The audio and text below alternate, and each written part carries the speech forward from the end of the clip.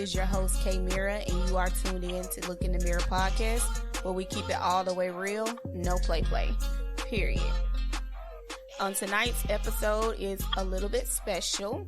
With Father's Day just passing, we wanted to dedicate episode 4 to speaking with some fathers and getting their aspects on different things surrounding being a black father. So we're going to start out by letting them introduce themselves. Yo, what's going on, y'all? This is Gainer. Hello, everyone. This is Big John. Hey, what's going on? This is Luke.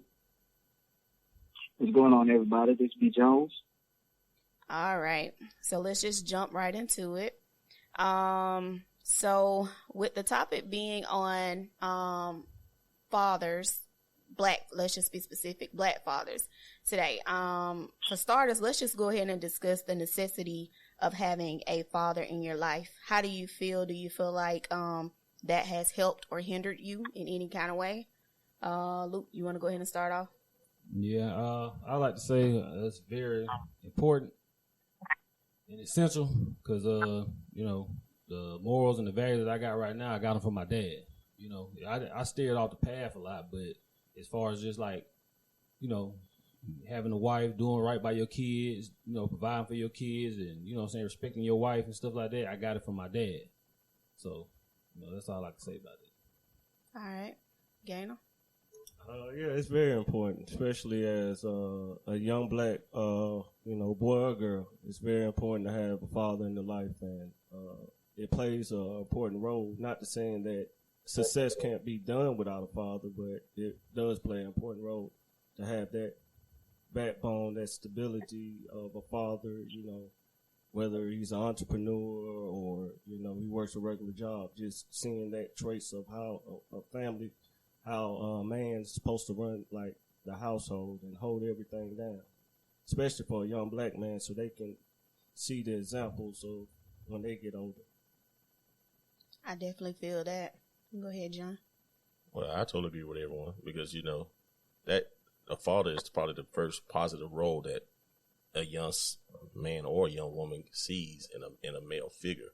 Mm-hmm. So that absence creates turmoil with these young men, which you can see with increases in gangs or just deviant behavior, you know. So I definitely appreciated my father and my grandfather and uncles and just men that I knew that were just stand-up guys that kind of molded me with certain values that I hold to this today. Yeah, I definitely understand and agree with that as well. I didn't necessarily have a father in my life, but I did have my grandfather. And, you know, just seeing him, you know, take control and run a household and work, you know, he always worked to provide for the family. So for me, I knew that when I grew up and I had a husband, I knew I didn't want no joker who didn't work. Because, you know, I grew up and that's how I saw it done. Brandon, how do you feel about this? Oh, man, I mean, that's very important. If you look at it, you know, having a positive male figure in your life, teaching you things about being a provider, a protector, you know, being a leader is very important. And when, you know, young black men, when we don't have that, we tend to look in other areas to try to find that. You know, and that can cause a lot of people to go down the wrong route. And kind of what Jamie hinted on earlier, not necessarily saying that it can't be done, but it's just so important to have, you know, that male figure, that father figure in your life, just to teach you these different things that's going to set you up for success and just give you that guidance throughout your life. So, I mean, I definitely think that's very important. And that's something that in the black community that we have to do better with, is making sure that we have these male role models set up for these young men. Because, you know, a lot of people always say that, you know, a mom can't give everything a male that a father can. So I think it definitely takes two. It takes a mother and it takes a father, because it's things that you're going to get from both of them to really bring them up the right way. I definitely agree with that. Well, that's interesting because, you know, I have known some homeboys and they said they hated that they didn't have their father in their life. And in turn, when they got of age and had their own kids, they committed the same sin, even though they said they knew they hated how how their father wasn't in their life, they end up being in reciprocating that to their own kids because of okay. Yeah. So I mean, it's like too, you know, and that happens so often. It's like, you know, it's a cycle that repeats itself. So you know, it's all coming together. And like, how do we stop that cycle? You know, because like for me, instance, is like, you know, I did have my dad in my life, but my mom and my dad separated when I was around 13, I believe. So, and you know, as I started to get older, you know, me and my dad's relationship, it kind of changed. The dynamic changed a little bit because he wasn't there every day. And you know, I have a son now, so you know, for me, I looked at it like, man, I'm not gonna let this deter me or make this not want me to be, you know, the best father that I can be.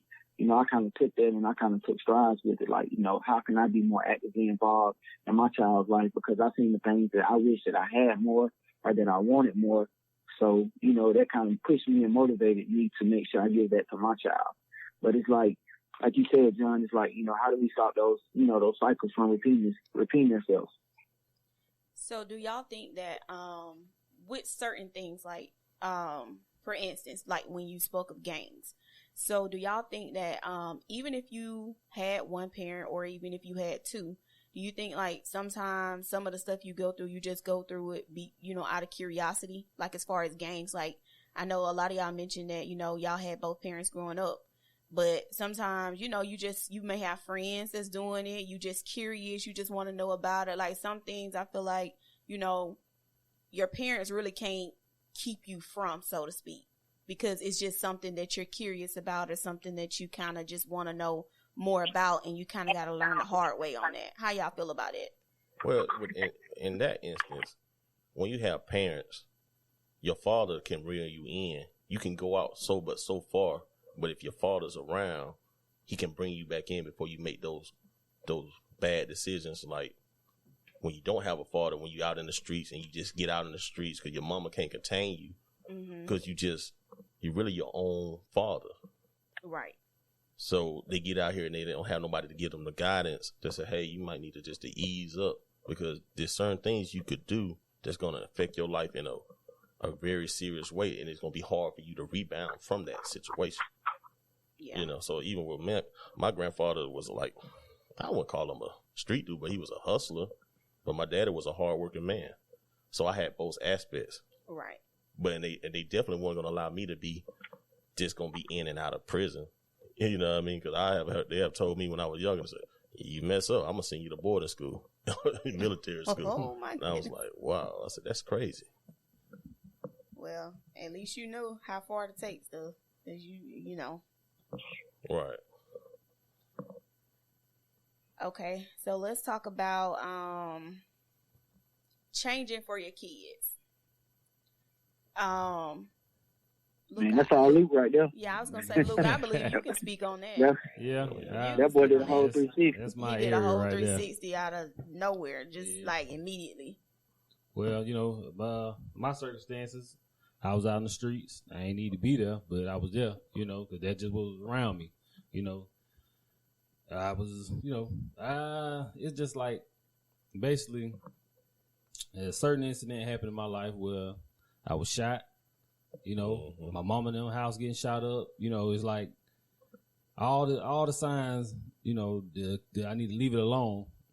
I was avoiding them, you know what I'm saying? Because just, it felt right to me. You know what I'm saying? It felt like what I was supposed to be doing.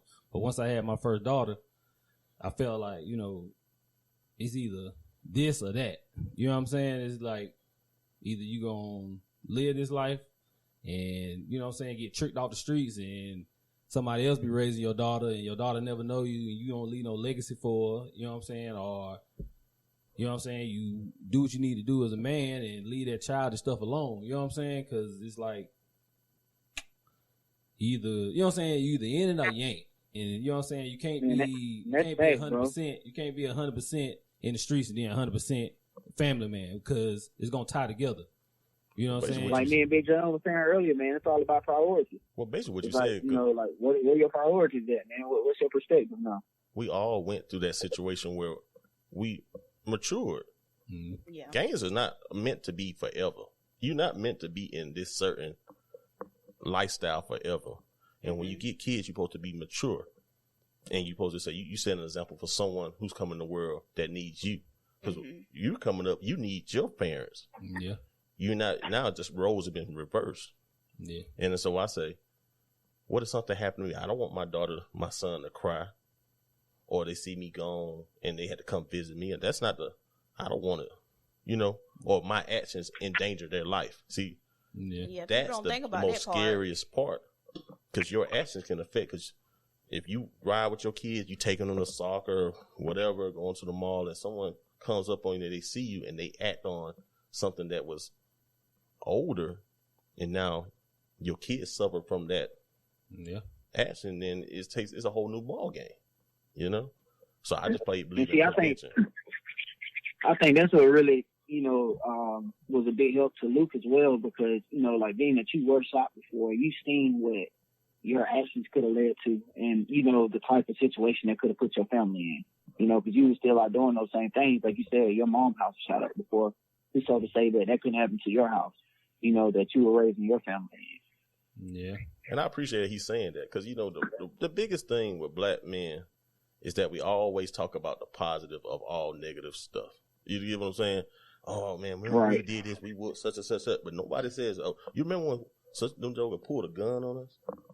Or when you were running because they were really trying to kill you?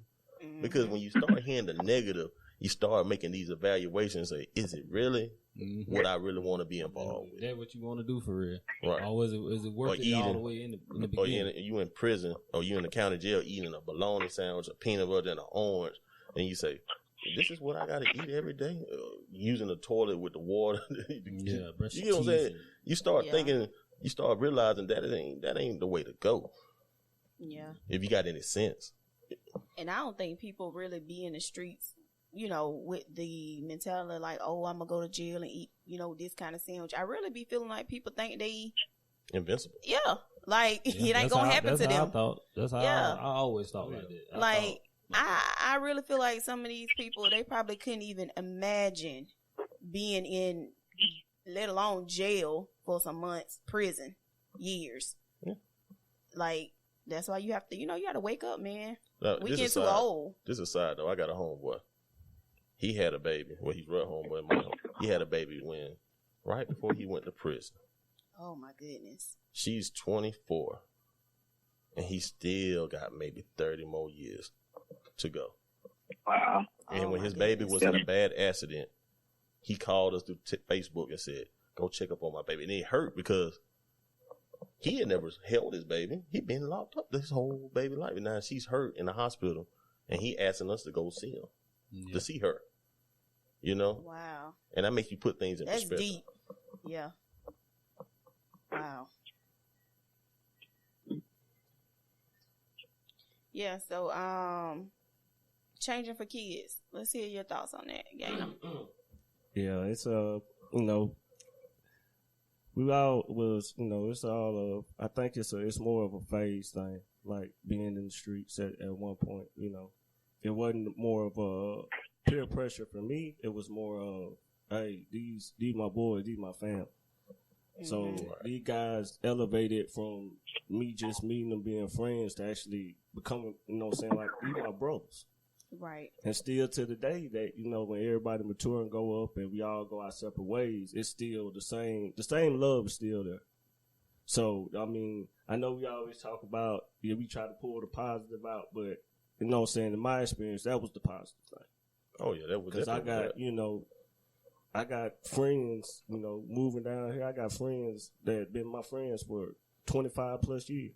Right. So, that's the positive thing about that. But then you look at it and you be like, dang, we did some, messed up stuff. Hey, I want my son to do that. Right. So that's how I look at it. Your daughter.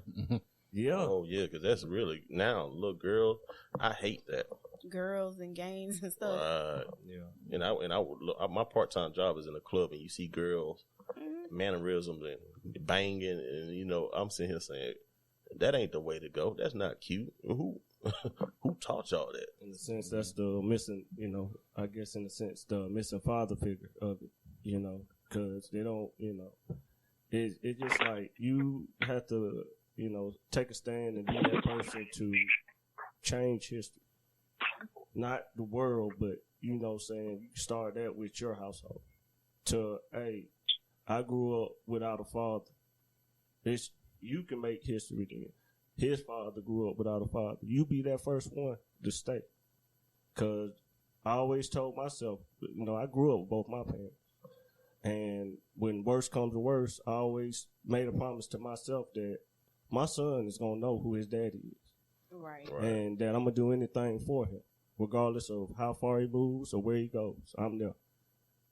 Because, in a sense, I refuse, not to saying that it's not good men that can raise up, other men's children, because it happens every day, but I refuse for another man to raise my son. That's just my pride in being a father. And, that makes you make a lot of changes and decisions in your life. You be like, oh, I got to change this. I got to change that. And you start distancing yourself because it's a whole bunch of us growing up. And, all of us are friends, but some of us lean closer to other friends because of what they got going on. Mm-hmm. Because that's true. You don't want, your homeboys, hey, man, you need to do something. You can't be in the streets. Hey, we too old for this. Right. Oh, yeah, it ain't no, oh, well, Luke up and left. He went all the way out there. He up and left and all that stuff. And, hey, he got a family. He got responsibilities he got to take up. I don't fault you. So it's not no fault to, they up and leave or you branch off. Cause, you want, if you don't want nobody else to grow, it should be like your family. You want them to grow, your homeboy. That's totally true. Yeah, I agree with that. And I think just speaking off of what you just said, Gainer, I think that's how you kind of find out like who is your real friend and who has your best interest. Because I understand like the little brotherhood thing, and I understand that's even with girls too, though. If you move on and doing something else, you have some people that's clapping for you, like, hey, man, I'm glad you made it, man. I'm glad you're doing good. But then you got some people that's like, oh, well, he don't come around, or he acting funny, or, he whatever. But for me, I think you need to look at the underlying, reason. Is it family? Is it he wants to get his family out of a certain, position and kind of like, be for the better, or like, what is it? So I think that you should always, anytime your friends, family, anybody doing good, don't ever make them feel like, you know what I'm saying, like they distancing themselves from you, or like it's a problem, pretty much. No, you just cut them off because, everybody, in a sense, everybody serves their purpose. So it's just like, it's a lot of people that I grew up with, that we all grew up with, that, hey, we ain't friends no more, or we don't hang around as much. But, they in a sense serve their purpose. You mean they didn't want to take the same path of the growth that you had. So it's just like, hey, I got to leave them behind. That's just like the old saying where they say crabs in the bucket. But you hate to cut your friends off, though. Hey, it's hard. It's a hard decision, but you have to do it for you. That's when you have to be the selfish. What's that old saying? In order to elevate, you got to separate. Mm-hmm. That's true. So it's just because you have to be selfish for you on that aspect, because you have to do what's in your best interest, what's best for you and your family. The streets ain't where it's at, but today the streets is the trend. So they, and then it's just like it's kind of hard for people, that's done experienced it and then got out and be like, dang, they still doing this again. Because they say, hey, history repeats itself. So, we did it when we was younger. So it's just like but you just hope that they grow out of that phase before it's too late. But as young men, this is the problem. Because our kids are not going to go through that the way we went through that way. Like, for instance, if Luke had a son and he got shot, and then his son came up into that lifestyle, it usually be worse than what the father endured. Mm-hmm. Yeah. Like they always say, my daddy went to jail, but the son died trying to emulate what his father, you know. Mm-hmm. They don't emulate the positives. Like, we give our kids our nicknames. Oh, that's Lil Luke. Oh, that Lil Gainer. That Lil Bit John. You don't give your kids your street name. If you give your kid, you give me your real name, which is positive. Mm-hmm. Right. You know what I'm saying? Because Right. people are always going to tell them, say, man, you know, Luke was hard. He was real, man. Luke, and so the kids grow up, the young boys grow up trying to be just like my dad. My daddy had held respect in the street. I'm going to hold respect in the street. Yeah. Instead of like looking up to like the real core values that a man has, like being responsible, you know what I'm saying? Being caring, being, you know, respectful. You know what I'm saying? The women are just any little thing that's like positive. But see, that's the black community right now. That's what they gravitate. Because, you know, like you say, music is it's deceiving. They make it seem like the streets is something nice, and it's not. Mm-hmm. It's not at all. You know, you don't understand the positive part of it, because you say, oh yeah, we everybody celebrate us. They think we real, but if you ain't never been jumped or you ain't never been into that negative side of it, you realize you're like, hey, it's a grown man world. Yeah, it's more negative than positive in that street life. They think they want it. That's what it is. But they don't. But I just think we just as black men, we need to just hold each other accountable. And like you say, as the brotherhood, I always salute Luke because he got married. Any of my homeboys get married, I pray that they stay married, because, you know, we need to see that. That's inspiration to other homeboys. Not to say that everybody don't need to get married. It's not in their plans. In time. Hey, I don't believe in time. Still looking. Y'all heard that, ladies? Yeah, but it's like now it's just like we celebrate Father's Day, but in the black community, it's a dead holiday, because, you know, it's supposed to be Father's Day. Everybody think, oh well, I had a baby. I got this baby over here. I got that baby over there. That don't make you a father. Mm-hmm. That make you a baby's dad.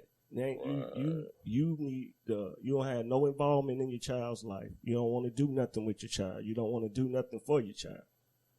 You be like, oh well, I wish I didn't even have the baby half the time, but on Father's Day you want to celebrate. Okay. We going somewhere with this, gang. Now keep going. No, it's just like you know how you see. There's no stability into it. It's just like, okay, it's acceptable now to have a baby and just leave your baby. It's ego. Yeah. Oh yeah, I got this many kids and all that stuff. How many lives you in? They only care about their child when they realize if a woman can find a man that's doing the job that he should have been done, then they be in their feelings. But as long as she alone and somewhat in need of him, he neglects the kid. I seen that all the time. I said, man, he can't tell my son what to do. He feeds your son. Yeah, he clothing him. He taking him to school. So you mad because he disciplined him? He ain't beating him. I said, I can only respect that because y'all not together. So you can't. You should want, if you're not in the household, there should be a man that he can look up besides to you, because you're not there every day. Yeah, because, you know, when the father's not in the child's life like that, in and out, you know what I'm saying? They still looking for guidance somewhere else. They need a support system when, you know what I'm saying, when you co-parenting. And so I don't have no personal experience from it because I only have children from my wife. But just, you know what I'm saying, knowing from my friends that, you know what I'm saying, you need to have, you know what I'm saying, good parenting skills. You know what I'm saying? You're not going to be there all the time. You know what I'm saying? If you and your baby mama not together, you know what I'm saying? So somebody got to be there to support them. You know what I'm saying? Because especially if they staying in another state. Yeah, you definitely have to put aside your differences when it comes to child, even if you can't stand your baby mama because of the fact that, you know, your baby ain't had nothing to do with that. Regardless of what you and her going through, the baby's innocent. They didn't ask to be here and all that stuff. So it's just like, you can't, oh, well, I hate her so much that I ain't even gonna worry about the child. oh, I'm gonna neglect the child. Yeah, You don't do that. It's that's where the maturity play in at, yeah, man. you gotta come It to took a lot of because maturity you for that. know, and that's speaking on experience. I had to put aside my differences and be, learn to be cordial because that was like, in a sense, my lifeline through contacting my child. I had to talk to her to be able to talk and speak to my son and get to see him, during the times. And it's just like, you got to put that, I can't stand her aside. You got to do that for the child. And that does take maturity. It don't happen overnight. But, in the sense of you can't see it, it's just like, it might, like my child always knows that I'm there. And even if he, has to end up, hopefully he doesn't. Hopefully, everything goes perfect for him. He gets the wife and the kids in that order. But if not, he sees that, oh, well, my daddy had to step up to the plate and get along and be cordial for the fact of being in my life. So it's just like, it's hard. B. John, you got something to say? Yeah, like I was saying earlier, man, just like that maturity, it's very important. Because I think so many people build up so much resentment that the relationship didn't work out, that it caused them not to put the kids first. But, you got to be mature enough to know that you still got a child to raise. Regardless of if that situation didn't work out, you got to make the best of it. And I think co-parenting is tough for a lot of people. But sometimes, man, I think a lot of people scared of counseling or anything like that. But anything that you got to do to be able to put your feelings aside, if y'all got to sit down with someone and be able to talk things out, that's what you got to do, because, that can really hinder and affect the child a lot. And that's what you got to be able to put them first and kind of put your feelings and put yourself to the side. It's sad though, because a lot of black women and black men treat relationships like wars, and they never could come to any kind of treaty or compromise. So here we are, they become bitter enemies to the end, and the collateral damage is the kids. Facts. That's fact, bro. So, how do y'all feel about being friends with someone who doesn't necessarily do what they need to do as a father? Accountability. Man, if you're a real friend, then you need to be holding them accountable, and you need to be letting them know about that. I see, John, we were just talking about that, right? Yeah, we was. Yeah, it's a tough one, because some friends see like they can't do no wrong, but you got to address it. And if we fall out, it just meant to fall out. Because I expect, if I'm doing something wrong, I might not agree, but I appreciate if you tell me, you address my bullshit, to be honest. You know what I'm saying? Yeah. And especially when your kids involved. Yeah, I'd rather you my real friend, you tell me the truth, not what I want to hear. If we, you know what I'm saying? Because I do the same thing. If we fall out behind it, hey, like you said, it is what it is. But, you'll see down the line and be like, hey, you know what? I was mad as hell at him. But you know what? He was right. Yeah. So. And vice versa. The person who told you, like, man, I was upset them, but I know I did the right thing. Right. Because somebody had to tell them and be honest with them. They had to tell them the truth.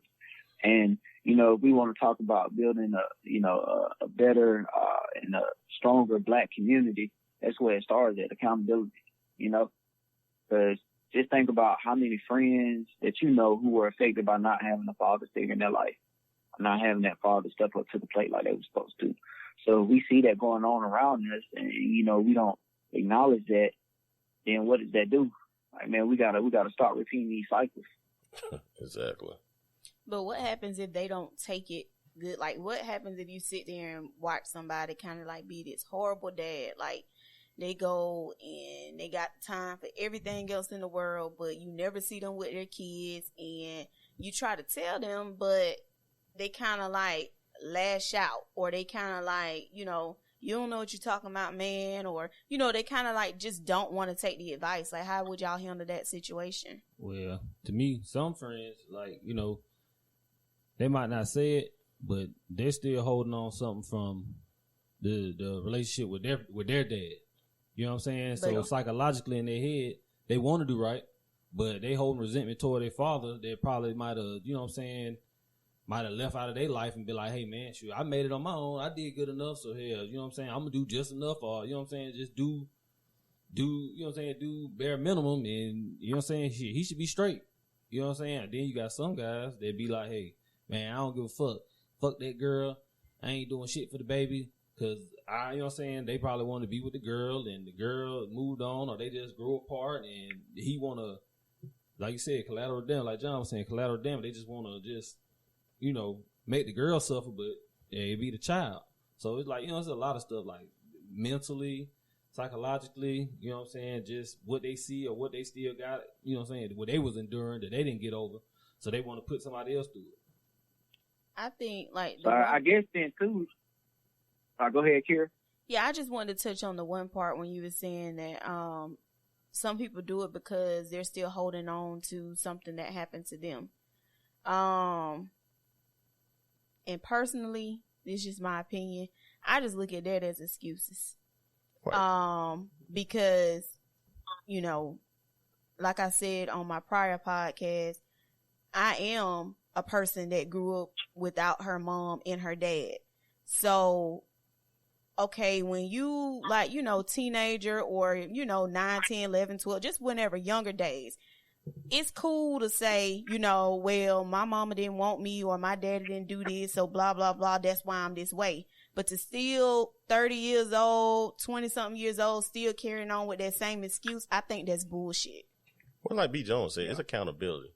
Yeah. Black men, you can't have excuses. When it comes to your kids, I don't care what the situation. You must fight to be in your child life because they didn't ask to be here.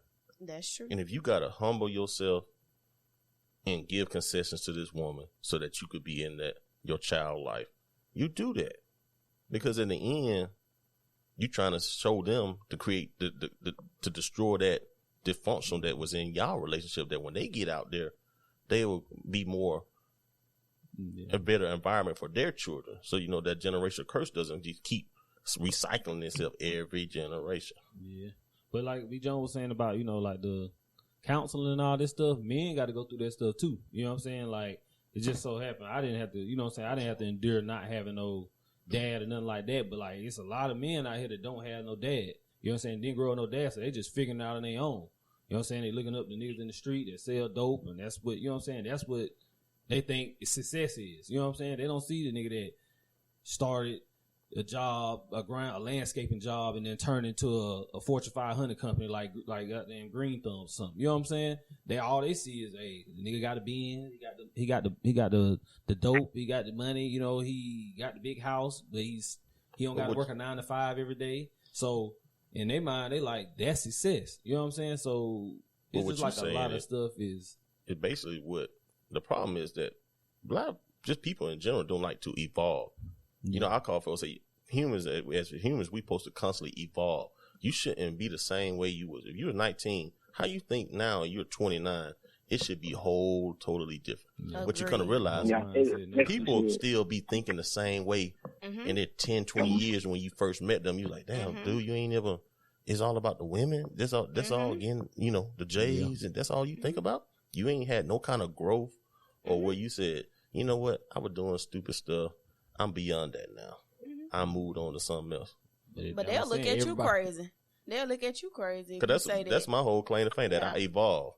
You know, and I said, to be honest, I'm passionate East Side, D Wood, Inside Crib. You know, that was so that my hashtag on everything.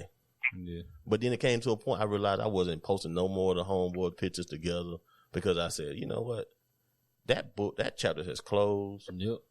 I'm on to something else. Yeah. And I ain't gaining nothing from it. So, you know, and why I'm going to keep reliving something that's beyond me in the past. Yeah, man. So I'm trapping myself in that same mind state. Yeah, that what you change. Now you supposed to change. In time, you supposed to change. It's supposed to be a growth. Growth supposed to hurt. I know the street, if you grow up in the streets of the street life, and then you be like, dang, this is comfortable. This is what I know. So when you make that change or decide to make that change or have a life event, sometimes, you know, it could be getting shot. Sometimes it could be having a child. Whatever major life events want you to change, it's supposed to hurt. It's supposed to feel uncomfortable.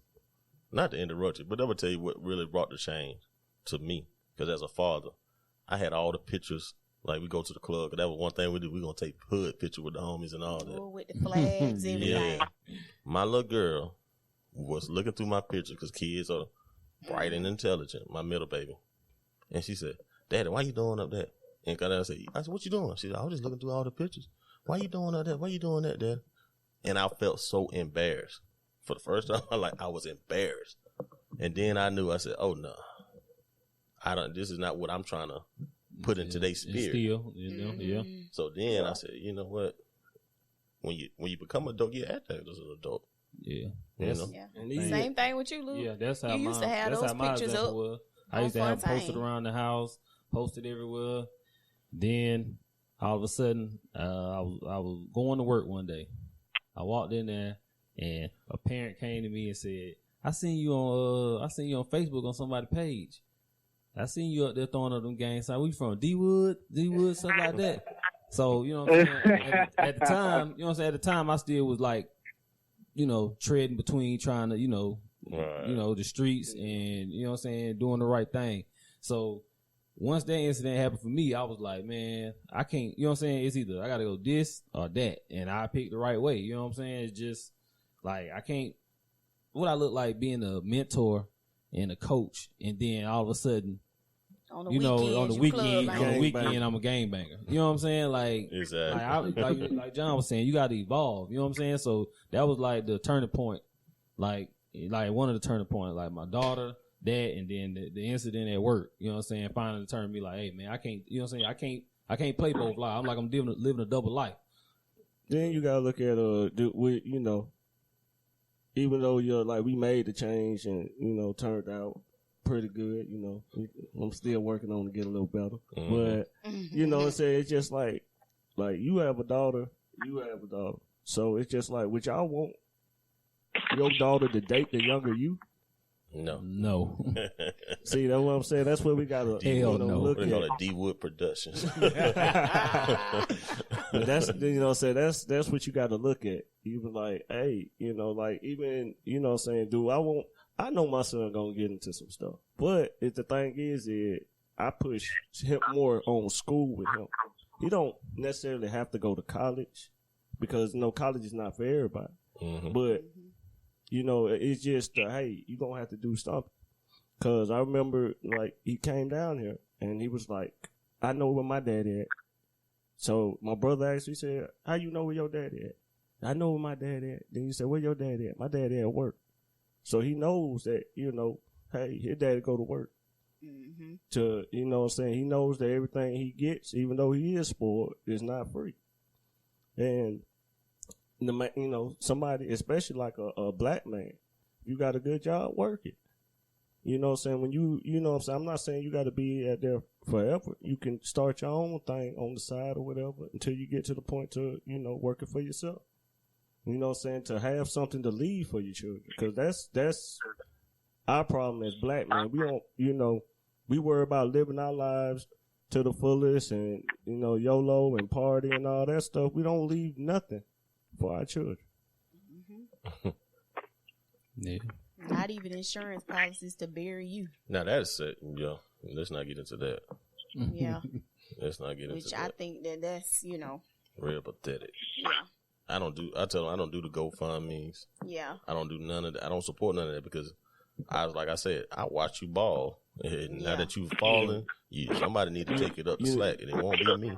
Yeah, you done threw all this money in the club, but when it's time to bury you, hey, GoFundMe. We gotta pay to bury. Mm-hmm. Should've, you know what I'm saying? It's just like we live in a sense as black men, we live backwards. Yeah. You know what I'm saying? It's a saying that's saying, hey, let that young man take care of that old man. Meaning, like, when you young, do all your grinding when you young to take care of the old you. Okay. When you sitting back, you know, when you going on vacations and you able to do this and that. This is your grind age when you young, not being in the street. Cause guess the street life don't come with no 401k or no pension. So what you gonna do when you 70? Still be in the street? You need to do something. Right. Ain't no stocks and bonds in it. You can't cash out on nothing. No. And like I said, no retirement plan. But Yeah. it's good though. I like you said, I think more black men should get together and have these kind of conversations because it opens up the dialogue. Because sometimes, between friends, you don't know we don't know exactly what we all be going through. You know what I'm saying? It's true. But if we all come together and just embrace, then, maybe somebody can give a word of wisdom.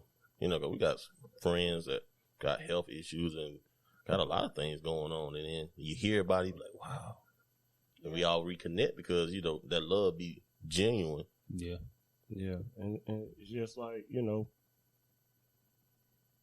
like I said, it is genuine. And then it's just like, that's the reason that, I guess my friends are who they are.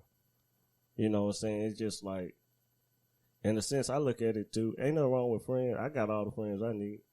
So they used to think, like in school, I used to live under a rock because I ain't know nobody. And I still don't know a lot of people. But I'm okay with that because I got all I need in a sense. So as close friends. And it's just like the reason that draw me to all these close friends that I got is that we all different. We all come together on an event or to support each other, but we all different. All our personalities, all of us different, and we still get along. That's what we had growing up. They used to hate us just because they be like, "Oh, y'all still together? Y'all still hanging out together?" Yeah. But like on the Father Day thing, just to say, it's a blessing, to be a father. Oh yeah. Facts.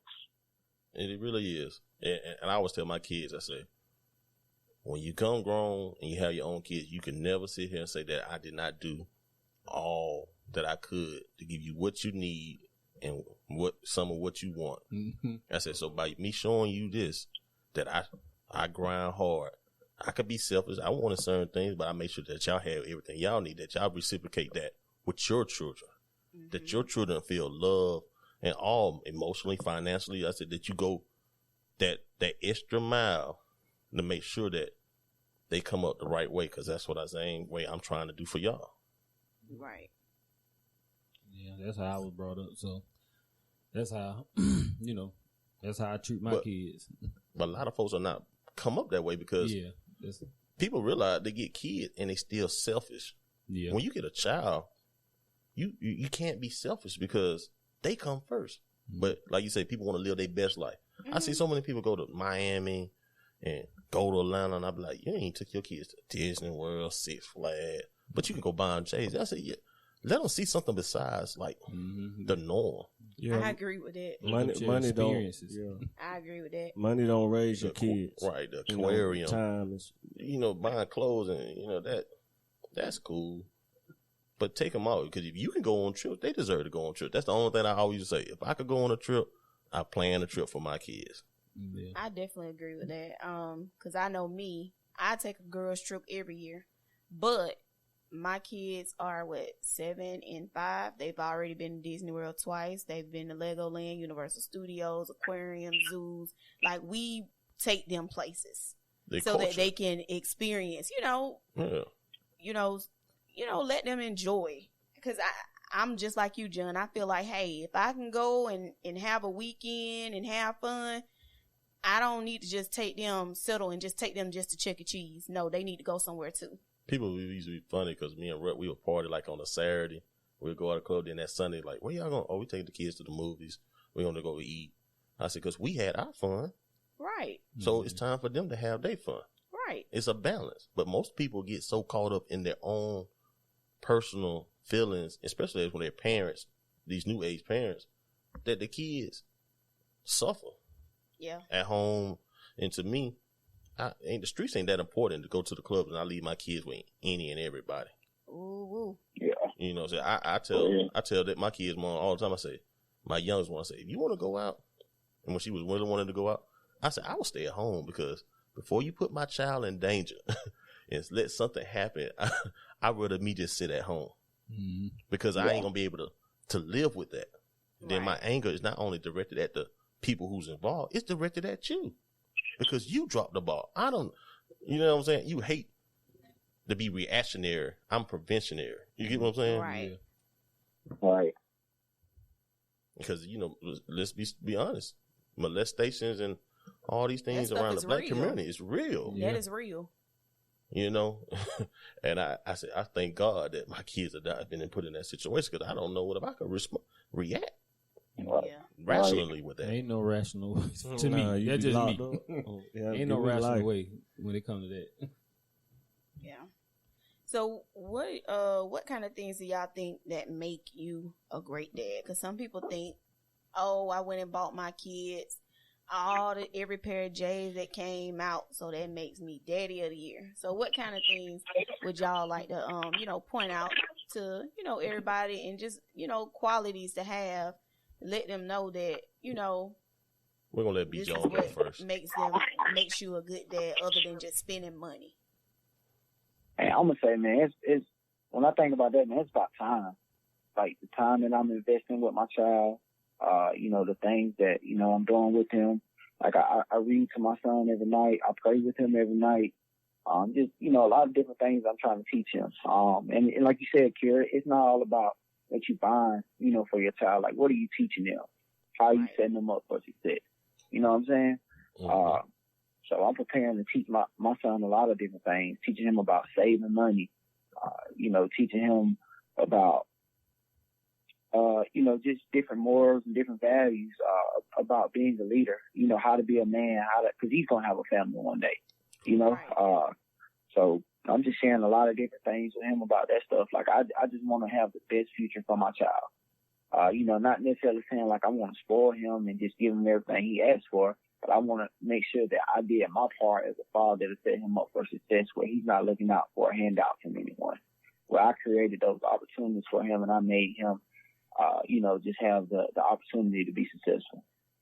So that's some of the things that I would say is like just being totally invested in my child and creating that best life for him. Yeah, I definitely agree with that. Especially the time part, and something as simple and small as a routine. Every time you come in the door, y'all have this saying that y'all say to each other. Just small things like that matter to a child. Child doesn't know how much money you spent on them. They know about the time. Gaynor, what do you think that makes a person a great dad? Money. No, I'm just playing. Time is very, very important because that's something that no matter how much money you got, you can't buy. So, it's just like, and also being there. I know it's probably not a greater feeling for a child to feel that, their parent is there.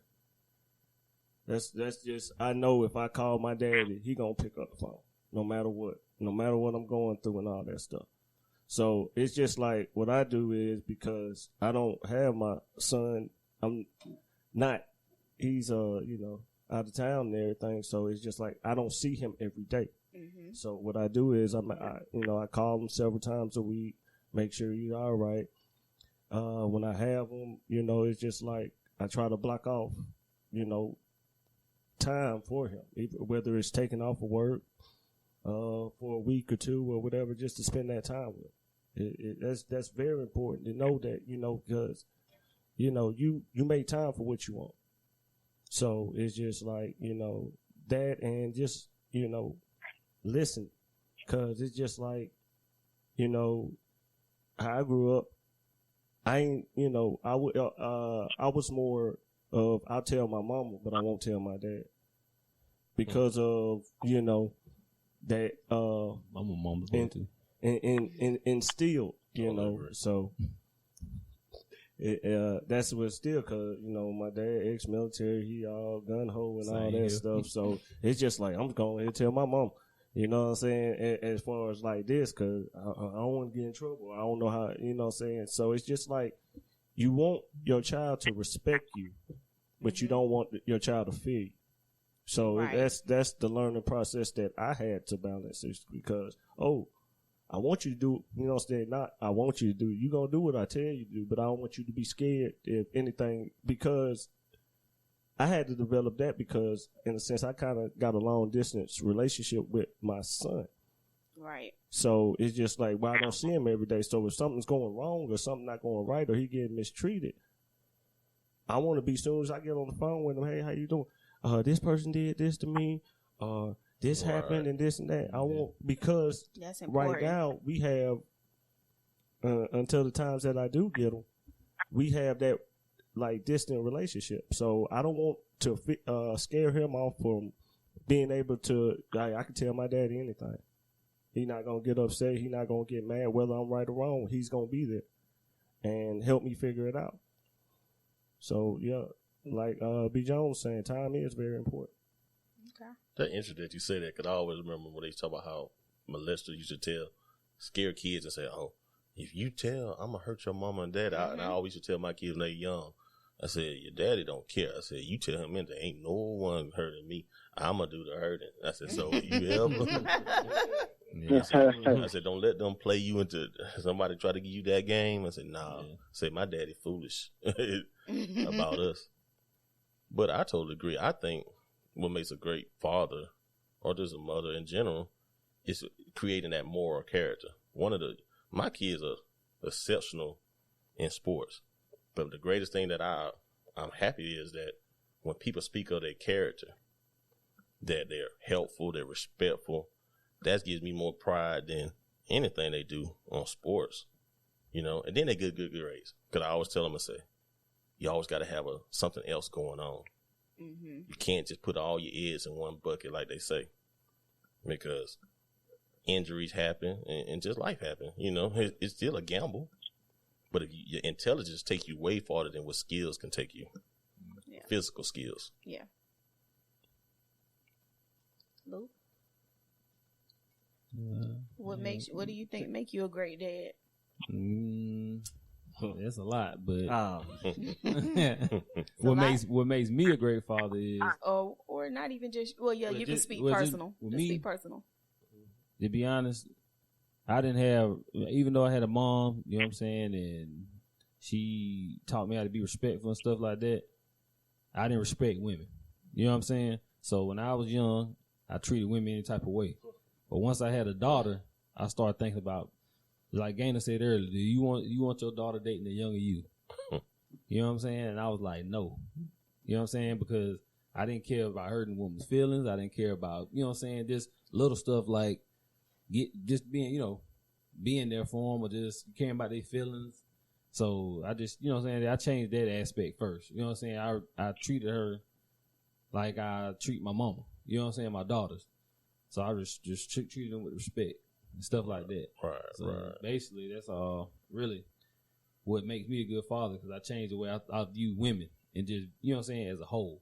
You know what I'm saying? All the other stuff, that's going to happen. I'm going to spend time with them because that's just how I am. You know what I'm saying? Mm-hmm. That's how I am with my friends. Like, you know what I'm saying? They want to do something, I spend time with them, but, you know, it's just how I am. So you think that pretty much once you had a daughter, that made you start looking at women a totally different way and respecting them. Okay. Okay, any other closing words or anything else y'all want to say about fatherhood? I just appreciate the opportunity to come and just on expound on a couple of things, you know. Yeah, I think it's you know, important to have, you know, to even just be surrounded by good Black fathers. Because, you know, there are so many people without fathers. I personally, I have friends, they just do everything alone, you know, and I know that when we were talking about what makes you a great dad and we were saying, you know, it's not all about money or whatever. I'll say that with one exception.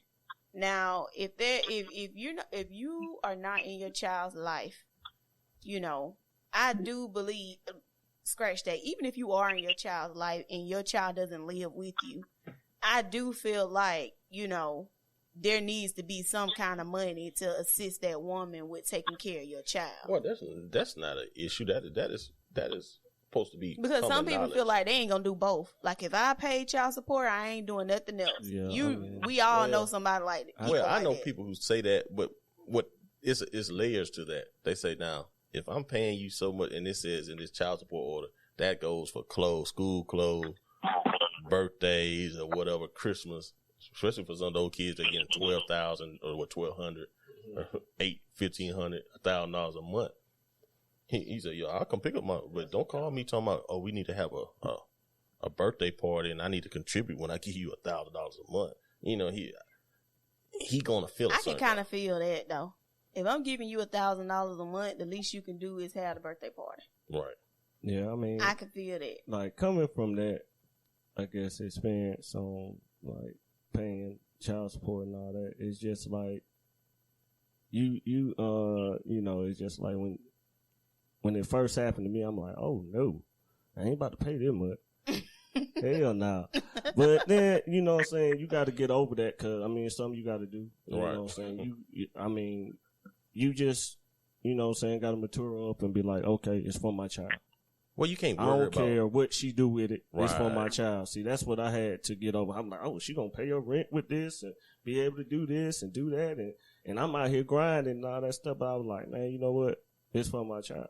Because like during the course of it, it was just like I was spending more money on my child than what I, you know what I'm saying, what my child support was. So it's just like I looked at it, hey, you know, I'm doing my part, and then it's just like on top of that, I still, when I got them, I'm buying them stuff. I'm buying them clothes. I take care of school clothes every year. You know what I'm saying? It's just like I still do that. It ain't, oh, well, that's all she get. Yeah, that's all she get, but that ain't all he get. You know, it's like that. So it's just like, I'm going to send you what I'm supposed to send you, but when I got him, you know what I'm saying, he going to actually see the money. Not saying he's not, because I don't know. I can't worry about that. I just know I did it for the right reason. You know, if she don't handle it that way, then it's on her.